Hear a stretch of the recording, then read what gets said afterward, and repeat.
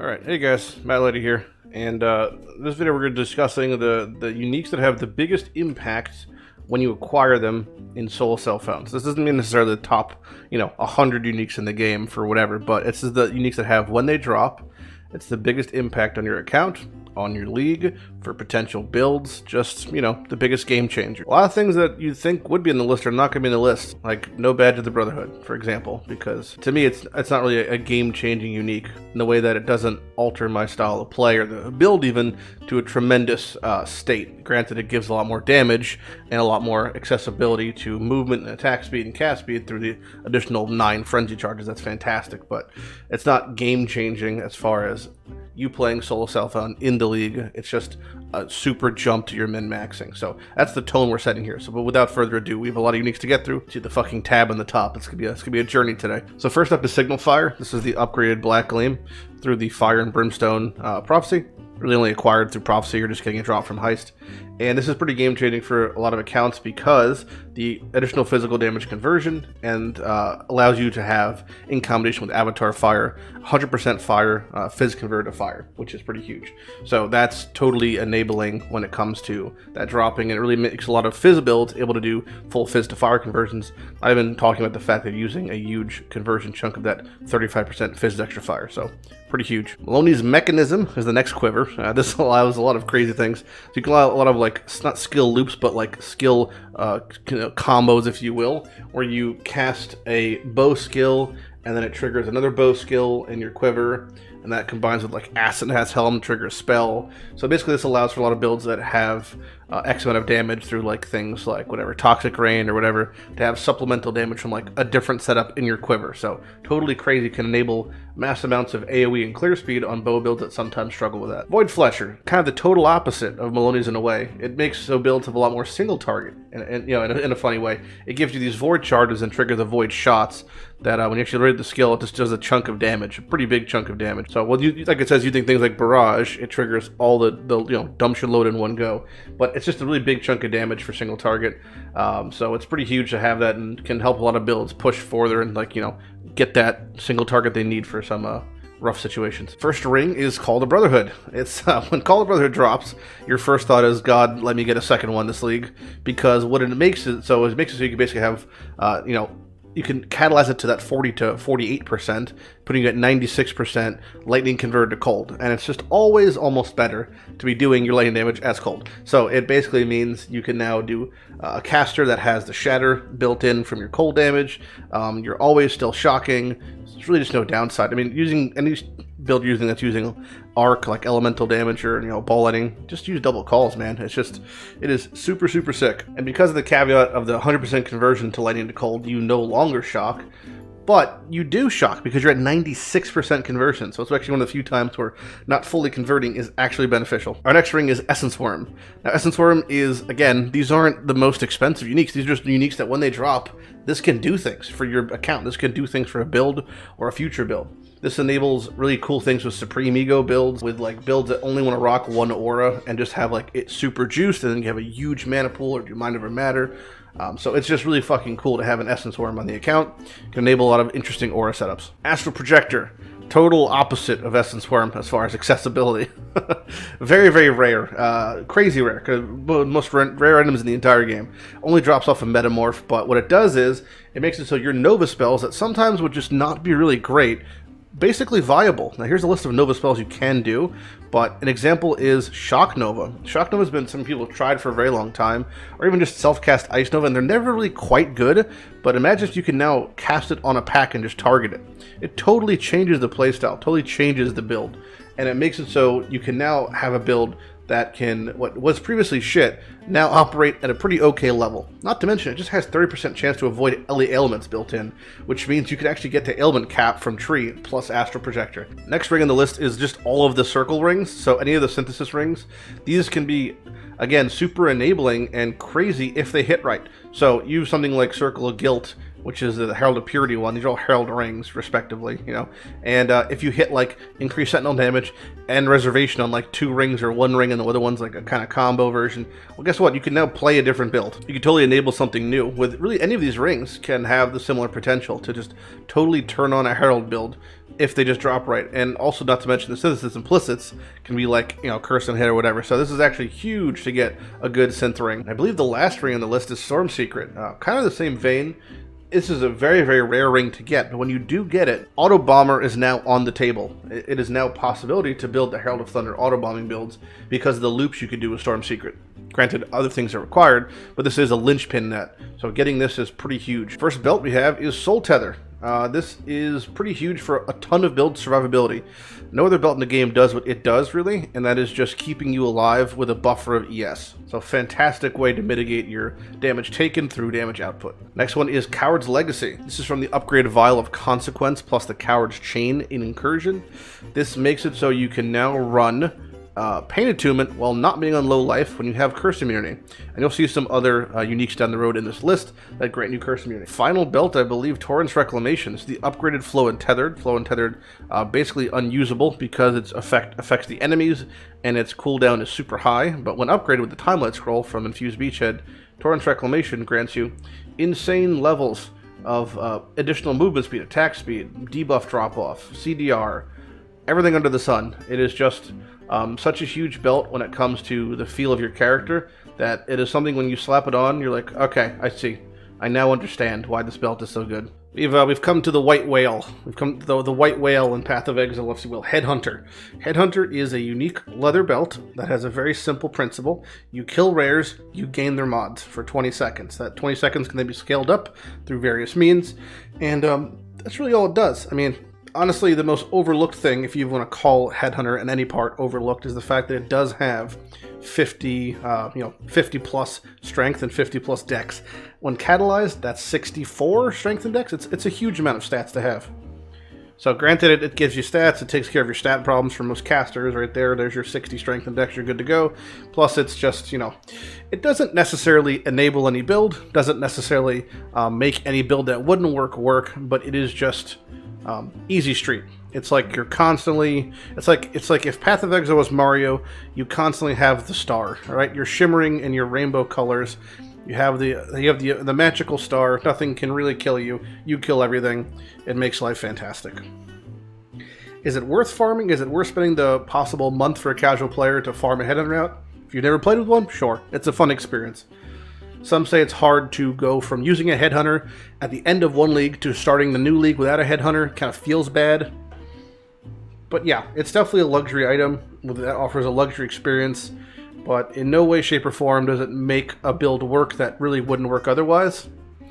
But boy, oh boy, it is just the Ferrari of belts to use. First amulet is Atziri's Foible. This is stupidly rare for level 16 amulet, and it basically completely unlocks Mind Over Matter builds, agnostic builds, any sort of mana-based builds. But further than that, just getting this on a lot of builds early on is huge. It totally can solve your mana problems on almost every build, I would say, when you're just slapping on a Foible. So even in Soul Self-Found, you're playing something like, whatever, Cyclone, you're playing something like a Elemental hit. If you get a Foible, that could almost single-handedly solve your mana problems. It's not to mention also has issues, solves issues with item and gem level as far as attribute requirements. It's just a totally enabler for Mind Over Matter, mana builds, big mana builds, agnostic builds, Archmage builds. Astramentus is kind of in the same vein. I mean, obviously your first port of call is, stat stacking. It's like, the best stat stacking amulet until they get some crazy double influence thing, but it just has minimum 100 attributes on it.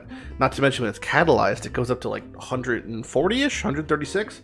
So it's huge amounts of stats that could totally cover a build stat requirement, which is just super nice early on. You might be able to not have the perfect gear in Soul Self-Found, so this is a great handicap, and then eventually you could just use it for a stat stacking build. Zoth's Blood, specifically, this is the only of the Breach amulets I have on the list, because it gives you Avatar Fire. Now, Avatar Fire is all the way in the fucking metric corner of the tree, living life by itself. Unless you're really playing a build that's in this direction, it is a bitch to travel to Avatar Fire. Because if I'm down here, I'm not, hopping in my bullet train and heading over to Avatar Fire. I'm not spending 40 points to get there. So because of that, Zoth's Blood enables a keystone, which for a lot of builds is really out of reach, and it's just an amulet slot. Not to mention it offers other really good shit, and the fact that it gives you the Ash mechanic, it gives you the Pen mechanic, strength stacking, base stats, life percentage. So it's a great amulet, but ultimately it gives you Avatar Fire. If you're playing a build that requires Avatar Fire and you are nowhere near it, this is the easiest way to get it. So All's Uprising is the amulet from the Crystal King in Delve. This enables a free, that's right, free, no reservation, aura. It can be one of any strength, dex, or aura in the game, and there also is one for Envy, which is the base chaos damage, very unused amulet. Long story short, it gives you a lot of really good shit, and that it gives you a free aura. So it's kind of, a lot of builds can use a free aura. It's kind of build enabling to some builds to fit in that free aura, whether it's determination and you're playing a build that requires high armor, or it's just extra damage because you don't lack the single target. All's amulet can really push you to the next level of a build that was at the moment lacking, but that one aura really changes the game for it. A lot of builds can't fit in Discipline. You put Discipline on an All's Amulet, well, you just gained, 1.5k ES. That's huge. Presence of Chula, upgraded version of the Eye of Chula with the Blessing of Chula. Breached, Blessing, which comes from, obviously, the Breach Lord Chula, gives you the Upgrade Amulet, which is super, super nice. The biggest port is can't be stunned. Stun immunity on an amulet is, well, near requirement for any low life build, because the lower your life gets, farther from the maximum, and the lower your total gets, the higher likelihood of you being stunned. And nothing feels worse in Path than being chain stunned when trying to escape, dodge a mechanic, do an ability, and it gets interrupted because of a stun. It's just the worst. Presence of Chula also gives you a fuck ton of chaos res, up to 72 when catalyzed, and it's on Onyx amulet, so you have the base stats. It does come with rarity, which is sure. And it also gives you a nice chunk of your life converted to ES, so that's an extra chunk of ES that then gets scaled. Borderline, a requirement for a lot of low life builds that don't want to get stun elsewhere. Next up is the Impresence amulets, and I'm going to also include Solstice Vigil in the mix here. Basically just the curse, free curse blasphemy amulets. These are the ones from Elder, and then Solstice is from Shaper, but it lets you allocate a curse, one of the respective curses, whether it's Frostbite, Despair, Flam, Connectivity, Vuln, or Temp Chains for Solstice, for free when in Blasphemy. And it also gives you the Maddening Presence buff, which is just another little extra, sprinkle on your cake. Next up is probably, you could argue, the most important single unique drop in Solo Self-Found for build enabling, for importance, for progression, for impact, Chevron's Wrapping. This is the body armor that essentially enables you to be able to play a low-life build. Granted, it is legally on things like Solaris, Ashes, Coruscating Flask. Really, it's not, though, because you really can't use those in the endgame. It doesn't have the res, doesn't have the ES. Shavs is the king of low-life. All hail the king. It does the job fantastically, and when you do get a Shavs to drop, the amount of doors that are unlocked is insane. It's just, you can do any low-life build you want, really, with just a Shavs, and you can kind of just take it from there. Next up is Doryani's Prototype. This is a funky chest. Very, very funky, but it's rare, and the things you could do with it are actually kind of disgusting. So what Doryani's does is a very specific property. Lightning resistance does not affect lightning damage taken, meaning your res does nothing for lightning damage, okay? And nearby enemies have lightning res equal to yours. So if you have negative 60 lightning res, meaning you have not invested at all in lightning res, your enemies nearby also have negative 60 lightning res. So if I'm playing a build, like for example, cast when channeling Mjolnir with arc or something that involves me being close to them and doing lightning damage, they now have negative 60 lightning res, which for a lot of builds is the equivalent of having something in the lines of 80 to 90 pen for free. Imagine a body armor that has 80 to 90 pen socketed in. I mean, that'd be totally insane. So this is pretty much, could be the biggest form of negative resistance in the game. I don't think anything else is even close to the amount of pen this is basically equals out to. But it's a huge downside for yourself that has to be mitigated in certain ways. An example of this is converting the amount of lightning damage taken as other damage types. This can be done with Corrupted Soul. This can be done with Eyes of the Great Wolf. With certain talismans. There's ways to work around this, and those builds do that to prevent the drawback. When you pull a Doryani's Prototype in Soul 7, which I haven't even done since, it came out, it's definitely it's a sign. It's definitely a sign. Ivory Tower is something similar. It's extremely rare, extremely fucking rare when it comes to how it drops. It drops of Conquerors, but it is such a huge amount of mitigation. It's a whole build around it with cast damage. It's taken from your mana. It's like a Shavs, but not. You could do low life things with it. So it's definitely it's also the best looking armor in the game, probably. I mean, look at this thing, it's gorgeous. But totally enables some crazy funky builds utilizing ES with life reservation. So it's just like, it's an insane armor that you could, when you get this again, this is one of those wake up calls where it's like, all right, time to build Ivory Tower. How can we forget the king of all body armors, Tabula Rasa. Very easily obtained in solo self-found thanks to the farming of the humility card in Act 9 of Blood Aqueduct. But Tabby is just one of those things in Path of Exile where personally every single league, if I don't get one to drop by Act 9, I sit there and I farm one out. It takes from anywhere between 4 to, we'll say, 6 hours, running back and forth in Blood Aqueduct. Eventually, you will get a Tabby. You will get 9 cards, make yourself a Tabby, and it's just the ease of having a white 6-link that you could use on your main character to get your 6-link, to get yourself established in the Atlas, or to offer it to your alternate character after your main character farms out gear. You have your leveling character use it for easy sockets and links. It's just a luxury. It's a luxury that everyone can get, and I feel like it's just one of those things that, yeah, I mean, why not have a Tabby? It's just great to have. Cloak of Defiance is the king of Mind Over Matter. Not much really to say here, but if you're playing Mind Over Matter, if you're playing Agnostic, you're playing even Archmage, you're playing any of those builds, you're using Cloak of Defiance. When you get this, the door is now open to play Mind Over Matter builds. For boots, I have 7 League Steps. And the reason is because if you've never played with 7 League Steps before while leveling secondary characters, oh boy, it's a world of difference. Its really only use is leveling additional characters, but in solo self-found, that's something that a lot of people do pretty often. It's not unfrequent for me to even have during one course league to level 5 to 7 characters, and that's maybe on the conservative side. A lot of people level even more than that. You know, they want to test out new stuff, use some of the cool uniques they get. 7 League Steps makes it so much nicer to level when you have 50 move speed on your boots, all right? 50 move speed. It's a lot. Granted, they only come from really things like Parandus, but the escape card actually drops quite frequently as it drops off of really any Breach Lord. So getting a full pair of escapes is not that hard. 7 League Steps, huge quality of life. Next is Skyforth. Skyforth is, you know, held in the accolade of legendary uniques, basically. It is the sorcerer boots that have the most, right? Gives you no life regen. Well, that's fine, because odds are you're playing, you know, so low life or CI build doesn't require it. That's cool. Gives you RMR, reduced mana reservation, the sacred 3 letters, right? You know, such a hard thing to come by. Power charge on crit, 30 move speed, tons of high mana on them.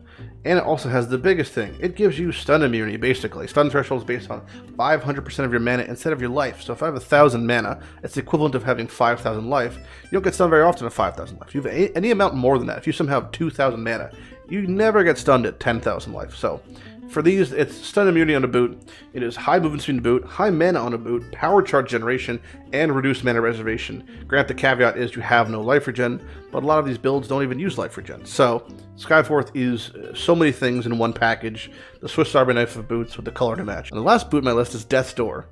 And the reason I include Death's Door is really just because it enables a certain comfiness that other boots and other items don't have. Very few things have status immunity to the annoyance that is corrupting blood. Granted, you want to have it on a jewel implicit, but you'd really rather have something like, you know, even can't be hindered or maimed or reduce reservation on jewel implicit. So Death's Door being it so you're totally immune to all bleeding effects. Not to mention it gives you an extra endurance charge. It has res and movement speed and nice things. It's just such a comfy boot to use. So getting these really, like, there's not a lot of builds that I wouldn't just slap on Death's Door, and I mean that wholeheartedly. Like, very few builds, and I wouldn't just be like, oh, I have Death's Door? All right, cool, I'll use Death's Door, because it just gives you that much. You want to always have, like, you know, 4 endurance charges if possible. So for me, it's just such an obvious yes when it comes to Death's Door dropping that it's just something I want to use. First glove, Asenath's Gentle Touch. First glove, best glove. Best glove in game? Probably, yeah, probably, I would say. That shit that Asenath does. For the fact that it's level 25 is just an insult to levels. It gives you int up to 80 life and mana. What the fuck level 25 item even has that? Just a full stop. Curse enemies with Temptations and hit with 40% increased effect. So it has Temptations and hit. Non-aura curses, so curses you inflict from your Temptations and hit, are not removed from dying enemies. They just sit in the ground. Enemies near corpses affected by your corpses are blinded. It gives you blind. Blind is one of the most underused, I would say, physical mitigation mechanics in the game that can really just half the amount of phys damage you take. Enemies killed near corpses affected by your curses explode. Now, that says something very specific. Enemies killed near corpses affected by your curses explode. What that means is you don't even have to kill the enemies. As long as something dies, next to one of your cursed corpses, they now explode. So if I tag an enemy, they die, they shit the curse in the ground. There's now a temptation in the ground. An enemy walks over that curse. One of my minions, one of my party members, kills an enemy. That enemy explodes. This means you can now get Explosion on a minion build. This means you can now get Explosion as a support. The amount of things that this glove does is really just gross, considering it's called the Gentle Touch. It is not the Gentle Touch. This is the ass shady uncle touch. It is the total opposite. Such an insane glove. Granted, it is a little tricky to get. It is off of Legion, but with the current Atlas setup, thanks to Echoes, Legion farming has never been easier. Slave Driver hands. Long story short, traps in Path of Exile are shit. They've been shit for a very long time. They are strictly worse than mines, really. If you disagree, I will fight you in the streets. If I was playing a trap build in Path of Exile, I would have to be using Slave Driver's hands. If I was not using Slave Driver's hands, I would just probably not play a trap build. Because why play a trap build? I don't have the glory that is Slave Driver's hands. Now what these do is very specific. They give you blood magic, okay, on your traps. Which means it essentially says, your traps have no mana. This solves your mana problems on traps. The traps have increased AoE. Fantastic. Your cast speed now affects your trap throwing speed. Also fantastic. You now have Endurance, Frenzy, and Power Charge when any of your traps are triggered by an enemy. You just gained all 3 charge generation, free mana, and AoE, and increased throwing speed on all of your traps. If there's never been a bigger crutch, a bigger fix for a mechanic than traps, than Slave Driver's gloves, I don't really know what is. But yeah, if I wouldn't be playing a trap build without Slave Driver's hands. If I have Slave Driver's hands, I still probably might play a trap build because it's fucking traps. For helms, we have Devouring Diadem. Now, Devouring Diadem, it does so many things. Okay. +1 gem level, meaning it increases the gem levels of your Empower and Light enhances, not to mention your just aura sockets, right? Socketed gems have reduced mana reservation. Reservation meaning it does affect auras. It is made for auras. You put your auras in the helmet, you put your enlightenment powers in the helmet, everything's reduced, everything's increased, it's fantastic. You have Feast of Flesh, which really just gives you a nice chunk of your life and I believe mana 2 back? Yep, life, mana, and ES. Boy oh boy. So basically every couple seconds, 5 seconds, you walk by a corpse, it sucks it up and brings you back to full everything. It's got 180 ES on it. That's not bad for a helmet. There's a chance for Energy Shield recharge to start when using a skill. So if I just use dash, my ES recharge can just start. And it gives you Eldritch Battery, which for some builds is a drawback. That's the thing where it's like, maybe if you wanted it, maybe you didn't want it, but everything else is just so good. And of course, since it's a Mastermind unique, it does have a Veiled mod. Some Veiled mods are really cool, including like stats or res or duration of non-affecting elements. A lot of cool stuff. Second helm is Indigon. Indigon is a freaky deaky helmet that offers some freaky deaky things. There is a lot of subtext to what this thing does. There's a lot of freaky interaction here with certain abilities, but long story short, you use a lot of mana, you get a lot of spell damage, you recover a lot of life, you recover a lot of mana, and everything dies. Indigon is used for a lot of insane builds and is off of Uber Elder, so it's a little harder to get, but boy oh boy does it do a whole lot. It's a lot less generic than something like Devouring Diadem, way more niche and specified in use. Still fantastic nonetheless. This is actually a new one, which is Viridi's Veil. This is off of the Maven, and again, it's actually kind of a generic helmet. It offers some insane things. So plus the level of socketed gems. Again, you have the cool interaction of giving supports, 2 supports and 2 auras, and then like Enlighten and Empower, you can get 2 juiced auras and have them have a little bit reduced reservation. It's got all res, fantastic. And then it has this really cool mechanic, which I like when they do these sort of things, which is it gives you the option of choosing one of 2 different things, or maybe both things, or maybe no things. And there's an inherent drawback, but it gives you a huge benefit. So the inherent drawback is the prerequisite for these 3 abilities is equipping a magic ring. Sometimes equipping in general, sometimes equipped in the right or left slot. Depending on which one you put it in, it does different things. Right slot gives you hexproof, left slot makes you take no extra damage from crits. Either way, damage enemies hitting you is unlucky. Meaning it rolls twice and picks the lowest of each roll. I roll a dice, I hit a 10. I roll a dice, I hit a 6. Unlucky, it chooses the 6. Great way of getting hexproof on a helmet. Great way. And honestly, using a magic ring for a lot of builds, not too bad. You can get tier 1 life, you can get tier 1 res, you can put it on a 2-stone prismatic, you can catalyze it, you can get a tier 1 stat, tier 1 life.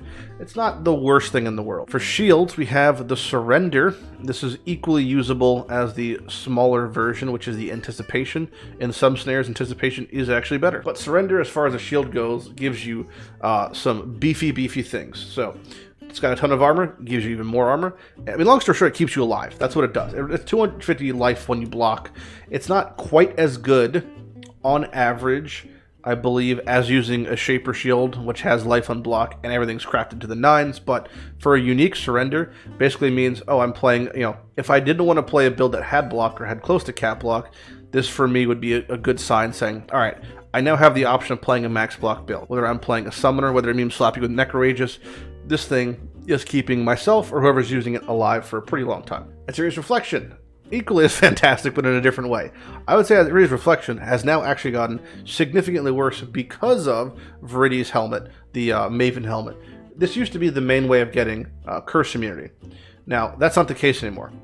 It does still give you something that's better, because being unaffected by anything is always better, I would say almost always better than being immune to it, because there's a lot of benefits in Path to having something on you but it not actually killing you.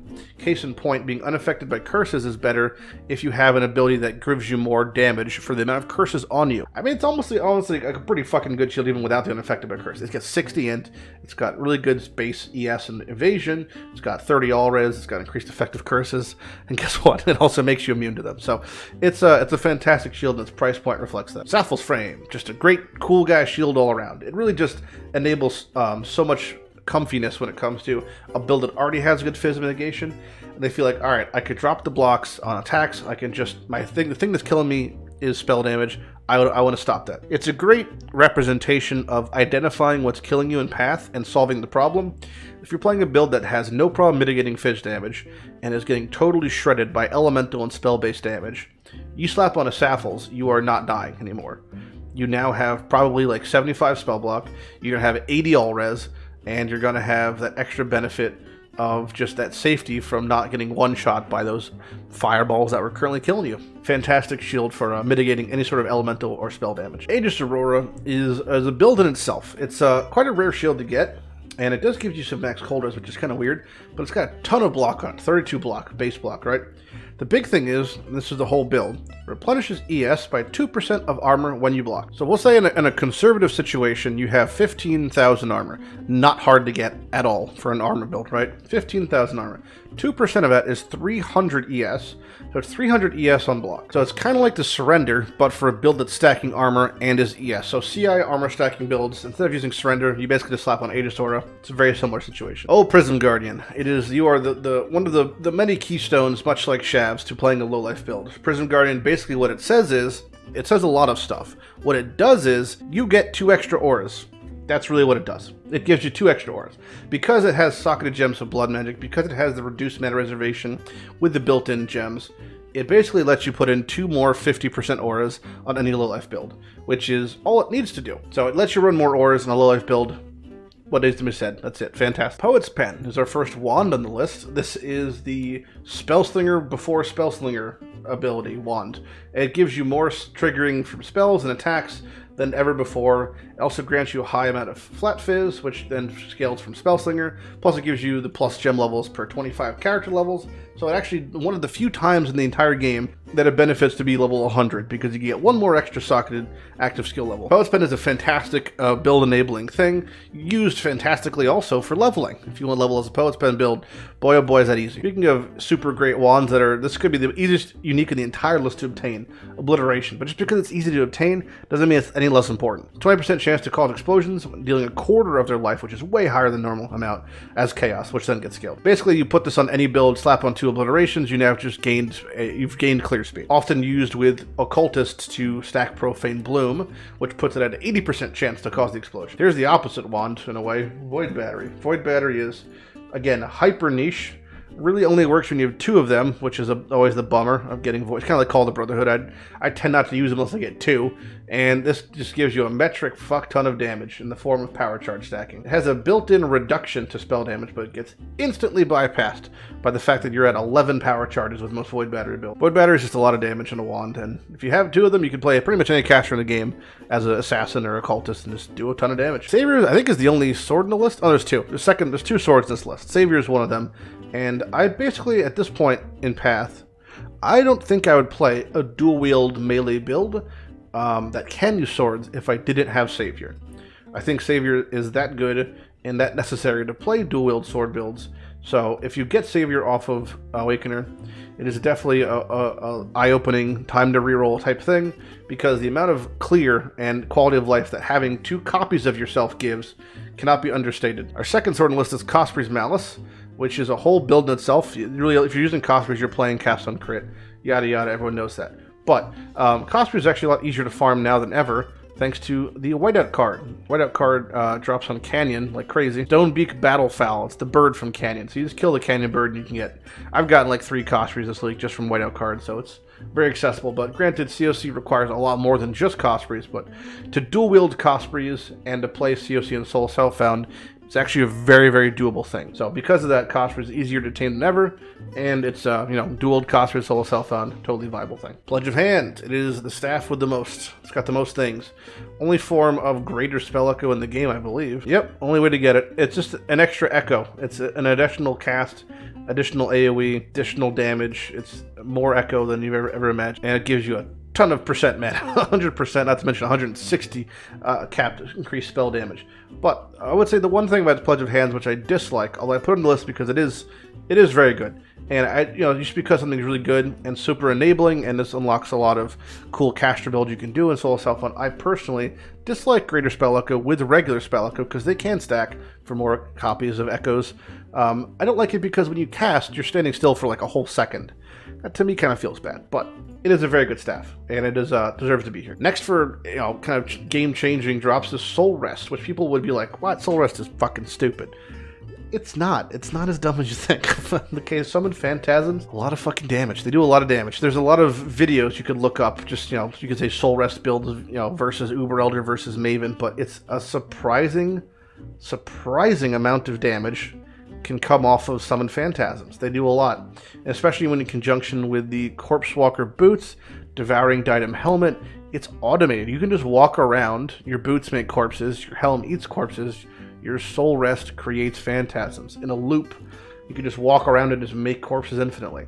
And not to mention, if you've consumed a corpse, you and your allies regen a ton of life, not to mention the flesh life from Devouring Diadem. It's like a whole build in itself. Clay Shaper is next. Clay Shaper is... it's a drop that you get one of, and you're like, all right, I understand game. Golems are a thing. And then you ignore it. And then you get a second Clay Shaper, and you're like, okay, fair enough. And then you decide to reroll. Now, there's more to it than just using Clay Shapers when it comes to playing Golems, but having 2 Clay Shapers is enough to play Golems until 90. I know, I've done it, and it's totally fine. Another funky-ass mace, and something I've never actually received early enough in Soul Self-Found to use it, is Mjolnir. Mjolnir is a total build, again, in itself, and what it does is, socketed lightning spells deal increased damage if triggered, trigger lightning spells on hit, they chain extra times, and has a huge requirements because the whole thematic thing about Mjolnir is you have to be worthy to lift it, i.e. have enough intelligence and strength, which I guess is what a king would have. A king would be smart and strong, right? And you could play it with the unique we talked about earlier, Doryani's prototype, in a cast when channeling type situation. You link it with like Cyclone and you just pretty much spin around and you're arcing and your ball lightning, and it's a whole cool thing. For daggers, we actually have more daggers than I thought. We had 3. I didn't think we actually have 3. Vulcanist, I'm putting on the list, which is, I've never used it myself. I don't particularly think it's fantastic, but again, it offers something that nothing else really offers in a similar slot. It offers you the second half, basically, of Avatar of Fire. So Avatar of Fire has the keystone modifier of converting half of everything to fire. You only do fire. This dagger does the other half of that. So if you have 50% physical damage converted to fire, while you have Avatar of Fire. So if you have Avatar of Fire allocated from any way, shape, or form, whether it's a unique or on tree, this does the second half of it. So it totally it takes all your physical, converts it to fire, and it gives you the other benefits of having Avatar of Fire, including the increased crit damage. And yeah, it just offers a lot of cool shit. It's like a really solid dagger when you have Avatar of Fire. It's a lot of fire damage on dagger. It's 500 or 600 fire damage, base damage on dagger for melee. Like, it's a pretty insane amount. Next one is Arakali's Fang. This is a whole build in itself, using the spiders mechanic with killing shit with your Culling Strike, Cyclone, and you're using Worm Flask. It's a whole thing, but it makes these little spiders. They're just little spiders. How strong could little spiders be? Well, you're in for a fucking treat, because these raised spiders, for some reason, are insanely strong. Insanely powerful. I don't know what the fuck metric or decimal was moved over when these things were created, when God made raised spiders, but he moved over a couple decimals too far. The next unique on the list is Cold Iron Point. It has the versatility of being +3 to all physical spells, and this can apply to spells you're doing your damage yourself on, scaling from golems, scaling from many different ways. And it just says you do no elemental damage, but again, there's ways to get around that. So Cold Iron Point is just, well, this is the list of things it affects, and you'd be surprised. I mean, the list of things that it affects that can get around is equally as huge. A full Poison Vortex build, doing physical or poison damage. You can play Herald of Agony, giving your Herald super juice, like, you know, bump of damage there. You can give your golems a ton of damage. It's just like, it does so much, and it's just so needed, and to use 2 of them is also pretty needed, so Cold Iron Point is insane dropped again. It's again one of those things like Void Batter where it's like you get one, you're like, alright, cool, and you get a second one, you're like, alright, cool, it's game time. Soul Taker, only axe on the entire list for obvious reasons, and its reasons are even less obvious if you don't know what Soul Taker does. Soul Taker itself is an okay axe. It does a lot of cool things. It basically gives you free mana, and it's got okay base stats, but really it's only on the list because of one thing, and that one thing is Kingmaker. Kingmaker is just a better Soul Taker, and you don't even have to use it. It gives you the Kingmaker's Aura, which you end up just tossing on your Enemy Guardian. This gives you 50 multi, Calling Strike, and Fortify. Huge things. Huge benefits. Calling Strike is like 10% more melee damage, or more damage full stop. 50 multi is probably close to like 10% more damage, and Fortify just means you don't take as much damage. Now, you slap this on an Enemy Guardian, and you gain all this. That's huge for a free benefit. I would not run an Enemy Guardian at all in Path of Exile right now unless I used a Kingmaker. Now, Flasks get interesting.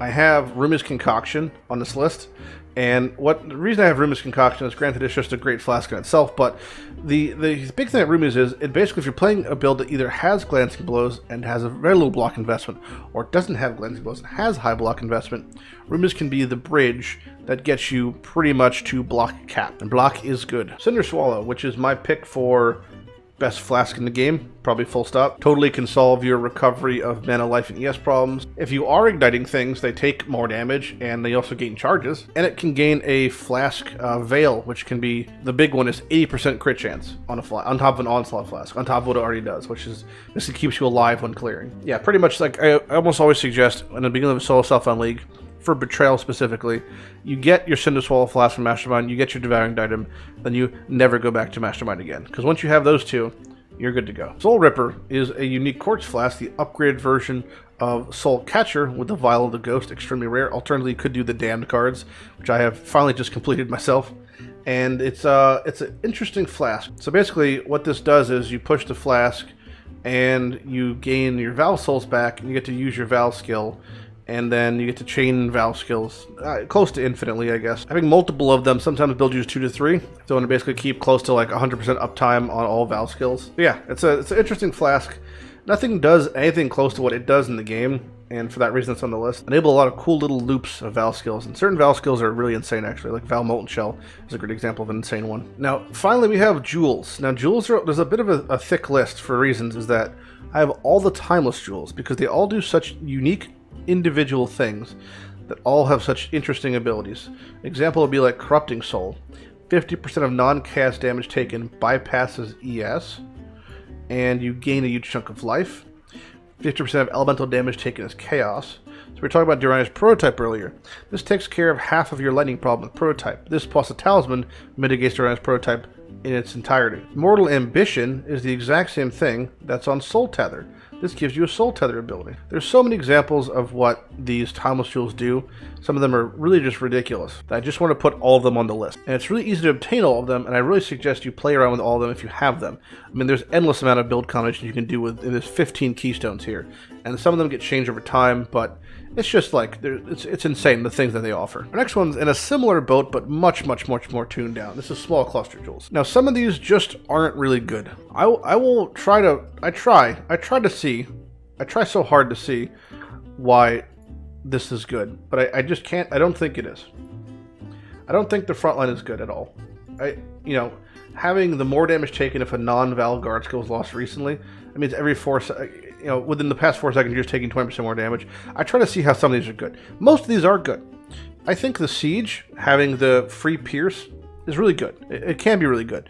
I think Katava's teaching, giving the life on kills, can be really good. Interrogation, applying the alternate effects like Brittle and Sap, can be really good. Natural Affinity, for builds that are standing still and are juggernauts, there's no downside. It's just pure upside. And then granted, things like Calamitous are huge for Herald builds. Things like One With Nothing are builds themselves and is the single best way in the game to level, bar none, fight me in the streets. So small clusters are not the same as Timeless Jewels as far as the scope of what they offer, but the things that they do offer are pretty cool. And there's a lot of crazy things that you could do with a lot of these different small clusters. And they're also a lot less accessible. But yeah, these are all totally huge. But if you get any of them, there's some things you could do, except for Frontline. I still would like to see this being used properly. Kind of in the same boat, but a lot even more accessible, and a lot less impact overall, but even more niche, is just Threshold Jewels. Threshold Jewels are things that a lot of builds require too. It's a sad state that I can't. Who the fuck's playing Ground Slam and really not using rapid expansions? I mean, if you really don't want to have that AoE, that's fine. But like, there's no way I'm playing EK and not using Ring of Blades. I don't think that Threshold Jewels are good. I think they're bad for the game because more times than not, they just seem like band-aids. And we are moving away from that. We're moving away from that in the way that we're getting better alternate uses and not just mandatory pulls. Like, at the moment, Inevitability gives you something different. It might be better in some scenarios, might not be. So it's not necessarily just better. Who the fuck is playing Cleave first off? But who is playing Cleave and not getting free Fortify and free AoE? Nobody. This is a mandatory item for that build, and that feels bad to me. I don't like that. So these are all very, very strong in different ways. I would say very, very necessary for a lot of them, but they leave a lot of cool things. For example, the Vigil gives you Vigilant Strike to you and nearby allies. If you use General's Cry and your General's Cry minions do Vigilant Strike, they then proc the Vigil, giving you Fortify. This is a way of having free Fortify on any build. It's just run the Vigil and run General's Cry.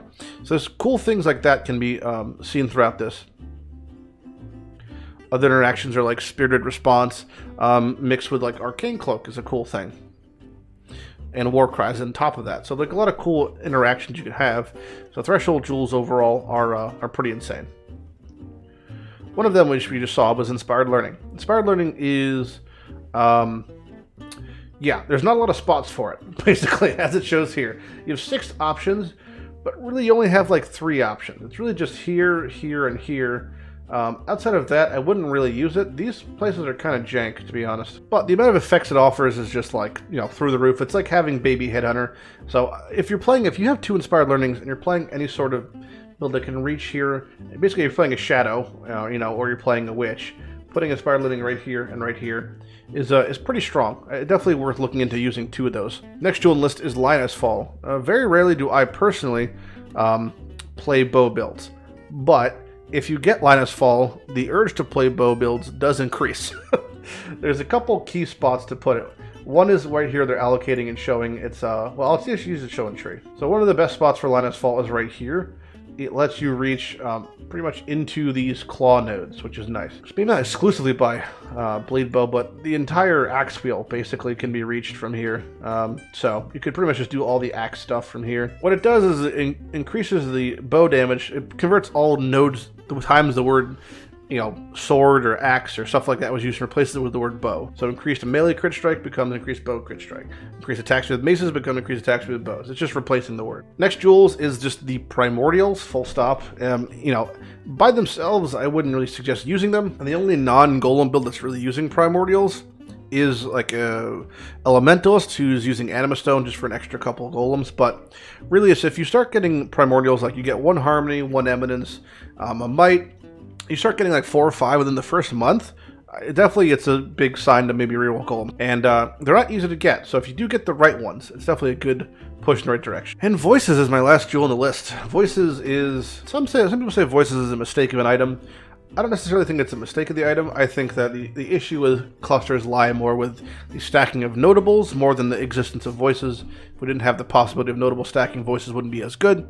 But what Voices does is it offers you basically a blank canvas to socket in 3 cluster jewels. That's all it does. 3 medium cluster slots, and it lets you run whatever you want in them. If you have a 7 passive voices, it's still pretty good, but most builds I wouldn't use it. If you have 5 passive voices, no, it's now 7 points, it's still pretty good, and honestly, most builds I wouldn't use it. If you pull a 3 passive voices in Solo Self-Found, you have to stop what you're doing, look at your tree, and figure out where the fuck to run this thing. And if you have 1 passive voices in Solo Self-Found, you have 2 options. You could revert to the previous step, which is stop what you're doing, look at your tree, and figure out where to run it.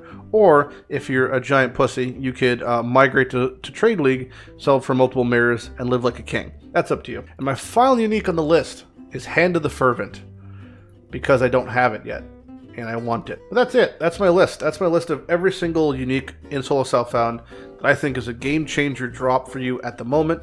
I'm sure there's some that people disagree with. I'm sure that some people think should be in the list. I'd love to hear both in the comments below. But I hope you guys enjoyed the video. I'm Lighty. I'll see you guys next time. Bye-bye.